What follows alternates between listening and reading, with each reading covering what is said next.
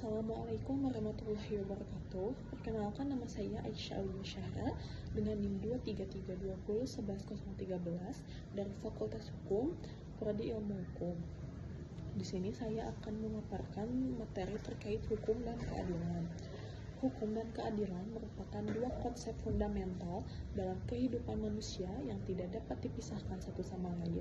Sejak manusia hidup dalam kelompok dan membentuk masyarakat, kebutuhan akan aturan dan rasa keadilan telah muncul. Tanpa aturan, kehidupan sosial akan dipenuhi kekacauan. Tanpa keadilan, aturan justru dapat menjadi alat penindasan. Dalam kehidupan sehari-hari, masyarakat seringkali menilai hukum dari beberapa adil hukum tersebut ditegakkan. Ketika hukum ditegakkan secara tegas, namun tidak mencerminkan keadilan, maka kepercayaan masyarakat terhadap hukum akan menurun. Sebaliknya, ketika keadilan ditegakkan tanpa dasar hukum yang jelas, maka akan muncul ketidakpastian dan ketidakteraturan. Oleh karena itu, hukum dan keadilan harus berjalan beriringan. Hukum berfungsi sebagai pedoman tertulis yang mengikat, sedangkan keadilan menjadi nilai moral yang ingin diwujudkan melalui hukum. Video ini akan membahas secara mendalam mengenai pengertian hukum, tujuan dan fungsi hukum, konsep keadilan, jenis-jenis keadilan, hubungan antara hukum dan keadilan, hingga tantangan dalam mewujudkan hukum yang berkeadilan. Lalu yang pertama ada pengertian dan hakikat hukum. Secara umum, hukum dapat diartikan sebagai seperangkat aturan atau norma yang mengatur perilaku manusia dalam kehidupan bermasyarakat, berbangsa, dan bernegara yang bersifat memaksa dan disertai sanksi bagi pelanggarnya. Beberapa ahli memberikan definisi hukum dari sudut pandang yang berbeda. Utrecht menyatakan bahwa hukum adalah himpunan peraturan yang mengatur tata tertib suatu masyarakat dan harus ditaati oleh masyarakat tersebut. Han Kelsen memandang hukum sebagai sistem norma yang mengatur tingkah laku manusia dan pelaksanaannya dapat dipaksakan oleh penguasa.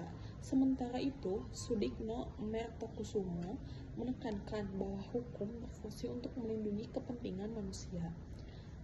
Dari berbagai pendapat tersebut, dapat disimpulkan bahwa hakikat hukum terletak pada fungsinya sebagai alat pengatur kehidupan sosial. Hukum hadir untuk membatasi kebebasan manusia agar kebebasan tersebut tidak merugikan orang lain.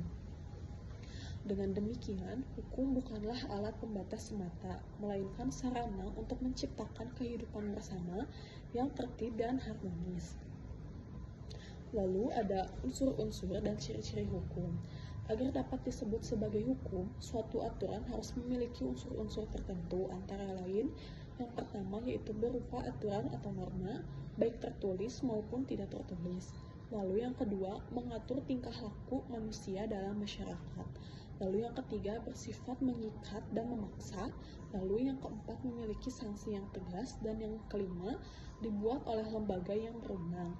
Ciri khas hukum yang membedakannya dari norma lain seperti norma moral atau norma kesopanan adalah adanya sanksi yang dapat dipaksakan oleh negara. Inilah yang menjadikan hukum memiliki kekuatan mengikat yang kuat dalam masyarakat. Lalu ada tujuan hukum. Hukum dibentuk untuk mencapai tujuan tertentu. Tujuan hukum tidak hanya satu, melainkan mencakup beberapa aspek penting dalam kehidupan masyarakat. Yang pertama yaitu mewujudkan keadilan, di mana keadilan merupakan tujuan utama hukum. Hukum bertujuan memberikan kepada setiap orang apa yang menjadi haknya, serta memperlakukan setiap orang secara adil dan seimbang. Lalu yang kedua, menjamin kepastian hukum. Kepastian hukum memberikan rasa aman bagi masyarakat. Dengan adanya hukum yang jelas, masyarakat dapat mengetahui konsekuensi dari setiap perbuatan yang dilakukan. Lalu, yang ketiga ada menciptakan ketertiban dan keamanan. Hukum menjaga ketertiban sosial agar kehidupan masyarakat berjalan secara teratur dan konflik dapat diminimalisir. Lalu yang keempat, mewujudkan kemanfaatan. Hukum harus memberikan manfaat nyata bagi masyarakat dan mendukung terciptanya kesejahteraan bersama. Tujuan-tujuan tersebut harus dijalankan secara seimbang. Hukum yang hanya mengejar kepastian tanpa keadilan dapat terasa kaku, sedangkan hukum yang hanya mengejar keadilan tanpa kepastian dapat menimbulkan ketidakjelasan. Lalu selanjutnya ada pengertian dan hakikat keadilan. Keadilan merupakan konsep yang bersifat abstrak dan universal. Secara sederhana, keadilan dapat diartikan sebagai perlakuan yang tidak sewenang-wenang dan sesuai dengan hak kewajiban masing-masing individu. Menurut Aristoteles, keadaan adalah memberikan kepada setiap orang yang menjadi haknya. Aristoteles membagi keadilan ke dalam dua bentuk utama, yaitu yang pertama keadilan distributif, yaitu keadilan dalam pembagian hak, kewajiban, dan sumber daya berdasarkan kontribusi atau peran seseorang dalam masyarakat. Lalu yang kedua ada keadilan korektif, di mana keadilan yang bertujuan memperbaiki ketidakseimbangan akibat suatu pelanggaran hukum. Selain itu, dalam konteks modern, keadilan juga dipahami sebagai persamaan di hadapan hukum, di mana setiap orang memiliki kedudukan yang sama tanpa memandang latar belakang sosial, ekonomi, atau jabatan. Lalu selanjutnya ada jenis-jenis keadilan. Keadilan dapat diklasifikasikan yang bersumber dari peraturan perundang-undangan. Dan yang kedua, keadilan sosial, yaitu keadilan yang bertujuan menciptakan kesejahteraan dan pemerataan dalam masyarakat. Lalu yang ketiga, keadilan moral, yaitu keadilan yang didasarkan pada nilai etika dan hati nurani. Yang keempat, keadilan prosedural, yaitu keadilan yang menekankan pada proses yang jujur dan transparan. Lalu yang kelima, keadilan substansif, yaitu keadilan yang menekankan pada hasil yang benar-benar adil, bukan sekedar formalitas hukum.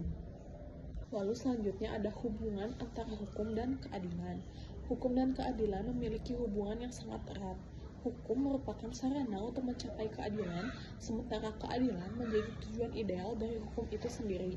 Namun, dalam praktiknya, hukum tidak selalu berjalan seiring dengan keadilan. Terdapat kondisi di mana hukum menegakkan secara formal, tetapi tidak mencerminkan rasa keadilan masyarakat.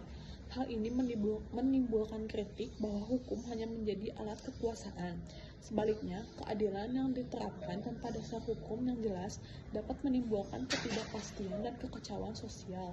Oleh karena itu, penegakan hukum harus memperhatikan keseimbangan antara tiga nilai utama, yaitu keadilan, kepastian hukum, dan kemanfaatan.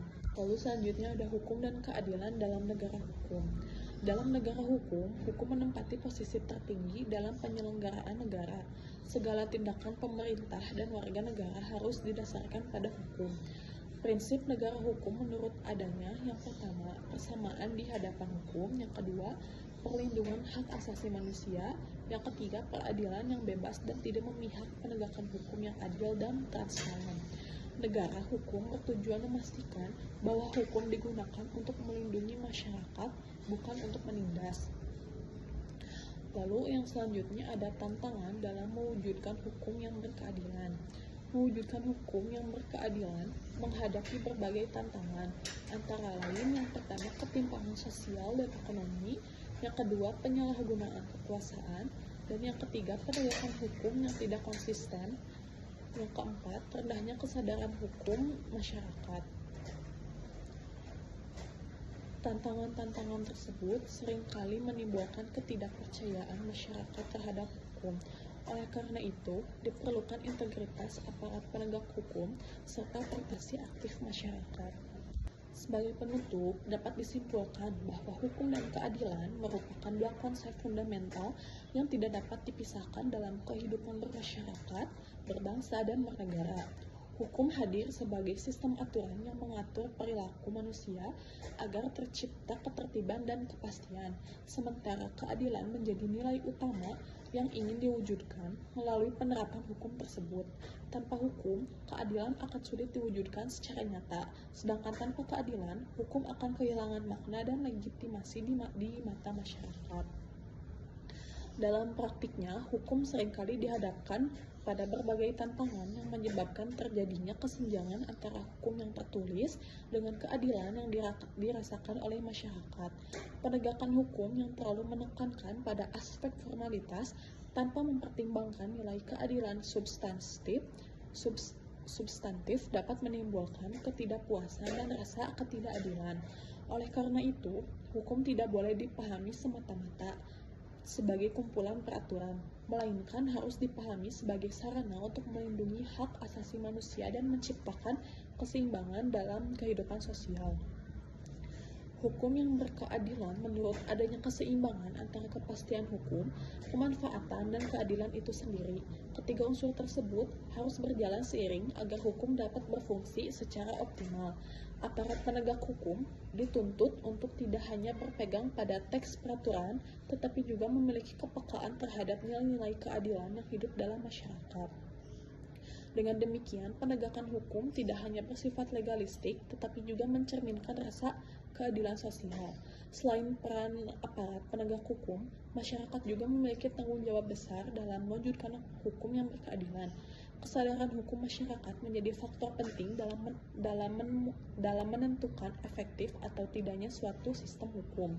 Masyarakat yang memahami hak dan kewajibannya akan lebih patuh terhadap hukum dan berani menuntut keadilan secara benar dan bermartabat.